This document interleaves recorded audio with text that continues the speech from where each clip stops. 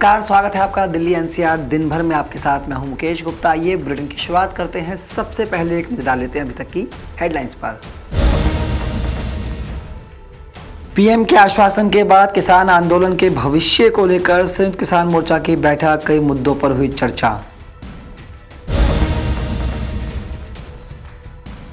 कृषि कानून पर फैसला आने के बाद दिल्ली के सदर बाजार में खुश हुए व्यापारी।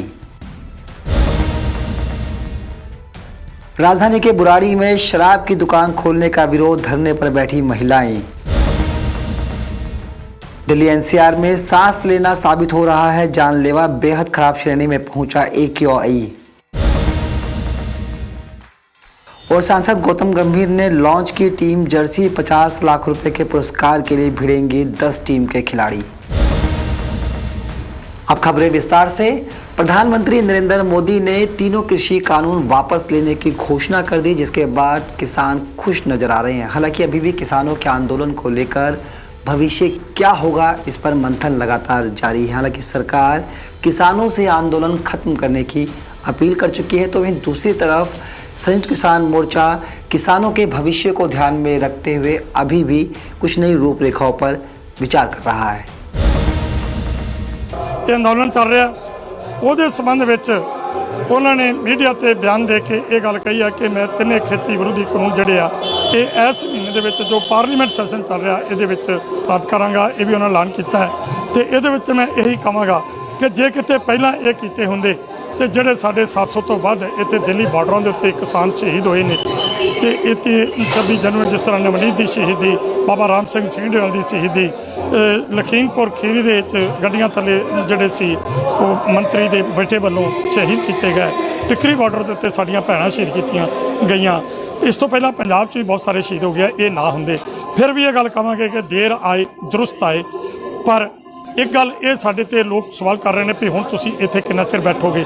ਮੈਂ ਇਹ ਦੱਸਣਾ ਚਾਹੁੰਦਾ ਭਾਰਤ ਵਿੱਚ ਵਸਦੇ ਸਮੂਹ ਲੋਕਾਂ ਨੂੰ ਅਤੇ ਸੰਸਾਰ ਭਰ 'ਚ ਜਿਹੜੇ ਇਸ ਮੋਰਚੇ ਦੇ ਹਮਦਰਦ ਨੇ, ਜਿਹੜੇ ਇਹ ਚਾਹੁੰਦੇ ਨੇ ਕਿ ਇਹ ਮੋਰਚਾ ਜਿੱਤ ਕੇ ਕਿਸਾਨ ਘਰਾਂ ਨੂੰ ਜਾਣ, ਉਹਨਾਂ ਨੂੰ ਮੈਂ ਦੱਸਣਾ ਚਾਹੁੰਦਾ ਕਿ ਅਜੇ ਪ੍ਰਧਾਨ ਮੰਤਰੀ ਨੇ ਕੇਵਲ ਮੀਡੀਆ ਦੇ ਸਾਹਮਣੇ ਸਟੇਟਮੈਂਟ ਦਿੱਤੀ। ਜਿੰਨਾ ਚਿਰ ਇਹ ਕਾਨੂੰਨ ਪਾਰਲੀਮੈਂਟ ਵਿੱਚ ਬਿੱਲ ਲਿਆ ਕੇ ਪੇਸ਼ ਕਰਕੇ ਇਹ 'ਤੇ ਚਰਚਾ ਹੋ ਕੇ ਇਹ ਬਿੱਲ ਜਿਹੜੇ ਨੇ ਕਾਨੂੰਨੀ ਤੌਰ 'ਤੇ ਰੱਦ ਨਹੀਂ ਕੀਤੇ ਜਾਂਦੇ ਅਤੇ MSP ਜਿਹੜੀ ਆ ਭਾਰਤ ਵਿੱਚ ਕਾਨੂੰਨ ਦੇ ਤਹਿਤ ਲਾਗੂ ਨਹੀਂ ਕੀਤੇ ਜਾਂਦੇ, ਬਿਜਲੀ ਸੋਧ ਬਿੱਲ ਜਿਹੜਾ ਸੀ ਉਹ ਵੀ ਰੱਦ ਨਹੀਂ ਕੀਤਾ ਜਾਂਦਾ ਤੇ ਪਰਾਲੀ ਦੇ ਸੰਬੰਧ 'ਚ ਬੜੇ ਕਾਨੂੰਨ ਉਹ ਰੱਦ ਨਹੀਂ ਹੁੰਦੇ, ਉਹਨਾਂ ਚਿਰ ਇਹ ਸਾਡਾ ਮੋਰਚਾ ਜਿਹੜਾ ਚੱਲ ਰਿਹਾ ਤੇ ਇਸੇ ਤਰ੍ਹਾਂ ਚੱਲਦਾ ਰਹੇ। प्रधानमंत्री नरेंद्र मोदी द्वारा तीनों कृषि कानून वापस लिए जाने के घोषणा के बाद दिल्ली के सदर बाजार में व्यापारियों में खासा जोश नजर आया। कई व्यापारियों ने प्रधानमंत्री मोदी के इस कदम के बाद उनका धन्यवाद दिया, तो कुछ ने कहा कि देर से ही सही, आखिरकार सरकार ने किसानों की सुध तो ली। देश के अन्नदाता पिछले 1 साल से नए कृषि कानूनों के खिलाफ अपनी आवाज उठा रहे थे। तीनों कानूनों को वापस करने के लिए दिल्ली की सीमाओं पर धरने पर बैठे हुए थे।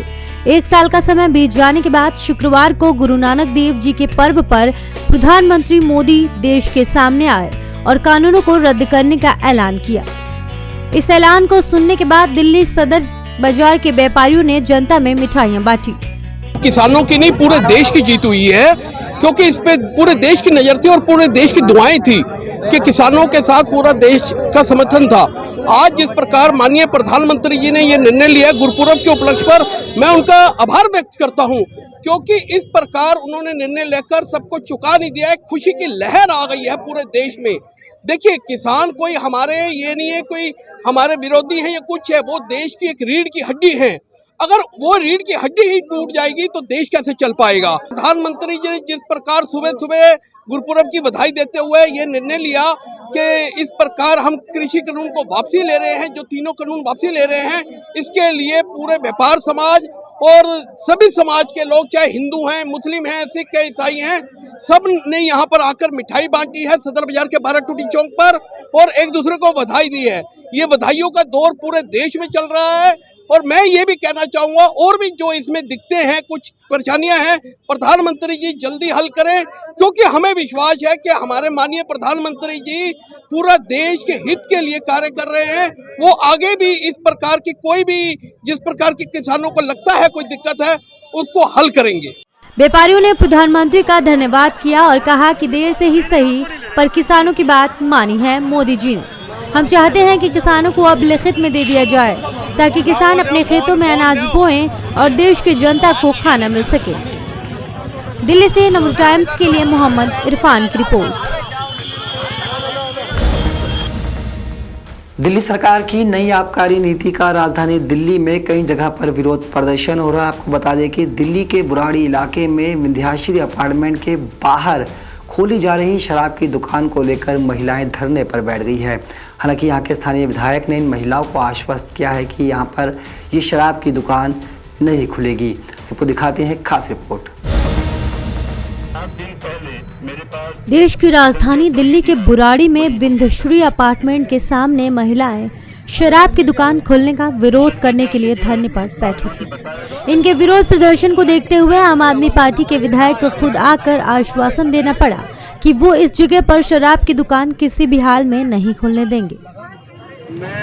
दरअसल दिल्ली सरकार की नई आबकारी नीति के तहत पूरी दिल्ली में नई शराब की दुकानें खुल रही हैं। इसी के तहत बुराड़ी विधानसभा के अंतर्गत भी एक दुकान विंध्यश्री अपार्टमेंट के बिल्कुल सामने खुल रही है। शराब की दुकान के बगल में ही एक इंस्टीट्यूट है जहां पर बड़ी संख्या में बच्चे पढ़ने के लिए आते हैं। इसीलिए यहां पर स्थानीय महिलाएं बड़ी संख्या में 3 दिन से धरने पर बैठी हुई थी और विरोध कर रही थी। यहाँ पहले भी ठेका खोलने की कोशिश की गई थी, तब भी हमने कहा ठेका नहीं खुलेगा। आज भी इसलिए क्योंकि यहाँ पर इंस्टीट्यूट भी है, सामने सोसाइटी है, बगल में हॉस्पिटल है, मुझे ऐसी जगह पे नहीं खुलना चाहिए। और यही बात हमने सेक्रेटरी को लिखा है, किसी भी कंडीशन पे ऐसी जगहों पे ठेका ना खोला जाए। और उन्होंने मुझसे समय मांगा, मैंने उनको समय दिया है। हमने कहा अपना समय ले जितना लेना है, लेकिन तथा वेंडर को मना कर दीजिए कि यहाँ कोई भी ऐसी गतिविधि ना करे जिससे शराब खुलने का वो संकेत जाए।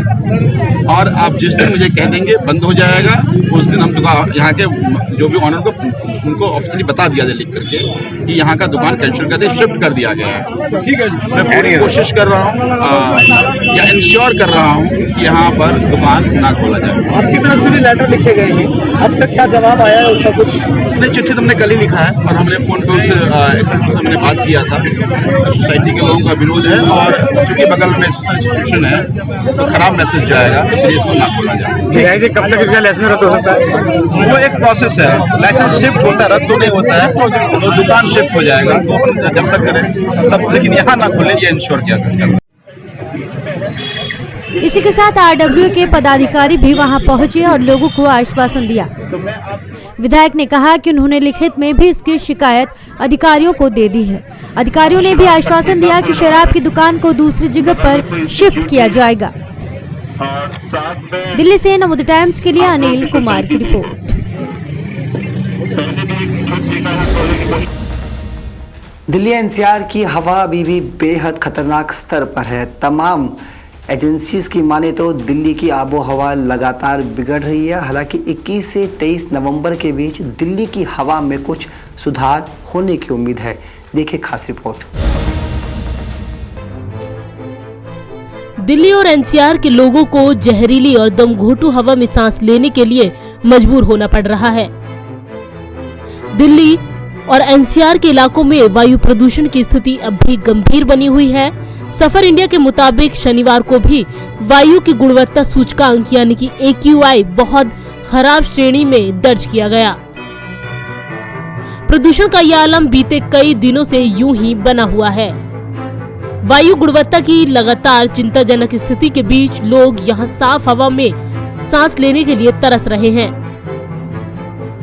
इसकी वजह से उन्हें कई तरह की स्वास्थ्य संबंधी समस्याओं का सामना भी करना पड़ रहा है। इस बीच पृथ्वी विज्ञान मंत्रालय के वायु गुणवत्ता निगरानी केंद्र सफर के मुताबिक 21 से 23 नवंबर के बीच हवा की गति में सुधार हो सकती है, जिससे वायु की गुणवत्ता में सुधार की उम्मीद जताई जा रही है। सफर के मुताबिक बीते 24 घंटे में पराली जलाने की 1077 घटनाएं हुई, जिसका प्रदूषण में इसकी 3% हिस्सेदारी देखी गई। हालांकि कुछ दिन तक AQI के बहुत खराब श्रेणी में ही रहने की संभावना है। वहीं सफर के मुताबिक अपेक्षाकृत तेज हवाओं के चलने से 21 से 23 नवंबर के बीच इसके कम होने का अनुमान है, लेकिन ये खराब और बेहद खराब श्रेणी में ही रहेगा। इस दौरान शुक्रवार को वातावरण में PM10 का स्तर खराब और PM2.5 का स्तर बेहद खराब श्रेणी पर दर्ज किया गया। आपको बता दें कि राजधानी में वायु प्रदूषण की विकराल होती स्थिति पर सुप्रीम कोर्ट ने मामले में संज्ञान लिया था। इसके बाद से ही दिल्ली सरकार की ओर से तत्काल कदम उठाए गए। यहाँ स्कूल कॉलेजों को जहाँ अगले आदेश तक के लिए बंद किया गया है, वहीं तोड़फोड़ और निर्माण गतिविधियों पर भी आगामी 21 नवंबर तक पूरी तरह से रोक लगा दी गई है। इसके साथ ही दिल्ली सरकार ने अपने कर्मचारियों को रविवार तक घर से ही काम करने के निर्देश भी दिए। वहीं बाहरी प्रदेशों से एंट्री करने वाले ट्रकों को लेकर भी कई पाबंदियां लगाई गई हैं। नवोदय टाइम्स के लिए संगीता सिंह की रिपोर्ट, दिल्ली।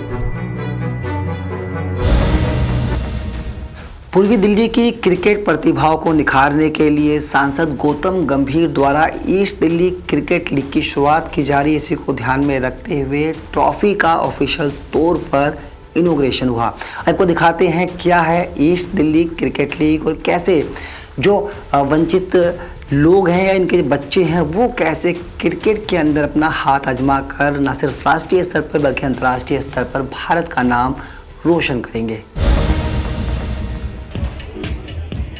स्थानीय सांसद एवं पूर्व क्रिकेटर गौतम गंभीर ने पूर्वी दिल्ली प्रीमियम क्रिकेट लीग प्रतियोगिता के लिए टीम जर्सी लॉन्च की और टूर्नामेंट ट्रॉफी की भी पेशकश की। इस दौरान उनके साथ विभिन्न टीम के मालिक भी शामिल रहे। गंभीर ने कहा कि यह प्रतियोगिता पूर्वी दिल्ली के नवोदित प्रतिभाओं को विशेष रूप से वंचित पृष्ठभूमि के लोगों को एक मंच प्रदान करने में सहायक साबित होगी। आप सब लोग इसके साथ जुड़े, इसका दिल से धन्यवाद। और मुझे विश्वास है कि जितने भी लोग इस EDPL के साथ जुड़े हैं, जो वो ऐसे किसी खिलाड़ी को या ऐसे किसी बच्चे को देखेंगे आगे अच्छा करते हुए, तो उनको भी गर्व महसूस होगा। तो वो भी ये सोचेंगे कि हम एक ऐसी लीग के साथ जुड़े जहाँ पर सिर्फ टैलेंट को मौका दिया जाता है। इसलिए मैं आपका दिल से धन्यवाद करना चाहता हूँ। मैं चाहूँगा कि आप इसके साथ जुड़े रहें, क्योंकि सिर्फ शुरुआत, अभी तो शुरुआत भी नहीं है, 30 तारीख को शुरुआत है। हम इसको और बड़ा कर सके, बेहतर कर सके और ज़्यादा से ज़्यादा बच्चों को इसके साथ जोड़ सके। होपफुली वो तो और ज़्यादा टीम बढ़ा सके। और सिर्फ 10 विधानसभा है, इसका मतलब ये नहीं है कि हम सिर्फ यहाँ पर रुकना चाहते हैं। हम चाहते हैं कि जितने ज़्यादा से ज़्यादा बच्चों को, सिर्फ क्रिकेट में नहीं बाकी स्पोर्ट्स में भी, क्योंकि ऐसा नहीं है सिर्फ क्रिकेट ही एक स्पोर्ट है जो इस देश को आगे लेके जाएगा। वक्त आ गया है कि इस देश को क्रिकेटिंग नेशन से हटके स्पोर्टिंग नेशन बनने का, और वो तभी होगा जब हम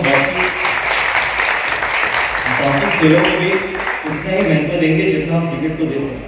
आज इतनी मैंने एक्साइटमेंट देखी, होपफुली जब हम किसी और स्पोर्ट में भी ऐसी कोई शुरुआत करेंगे तो इतने ही लोग उसके साथ जुड़ेंगे और इस देश को आगे लेके जाएंगे। तो आप सभी लोग इधर रहे, इसका दिल से धन्यवाद। जय हिंद। दरअसल पूर्वी दिल्ली की 10 टीमें 50 लाख रुपए के पुरस्कार के लिए 30 नवंबर से शुरू होने वाली प्रीमियर लीग में भिड़ेंगी। विजेता टीम को 30 लाख और उपविजेता को 20 लाख रुपए का पुरस्कार मिलेगा। इस प्रतियोगिता के लिए खिलाड़ियों का चयन भी लगातार जारी है। गंभीर ने कहा कि चुनाव अभियान के दौरान पूर्वी दिल्ली में आधुनिक खेल बुनियादी ढांचा लाने के जो वादा किया था, गर्व है कि हम इस वादे को पूरा करने में सक्षम हुए हैं। उन्होंने कहा कि सही मायने में जनता की लीग है, क्योंकि प्रतियोगिता में शामिल होने के लिए आपकी पृष्ठभूमि, आपका गियर, आपके उपकरण, आपकी प्रतिभा के अलावा कुछ भी मायने नहीं रखता। दिल्ली से नवोदय टाइम्स के लिए सचिन बिरलान की रिपोर्ट। तो दिल्ली NCR दिन भर के इस बुलेटिन में फिलहाल के लिए इतना ही। मुझे दीजिए इजाजत। नमस्कार।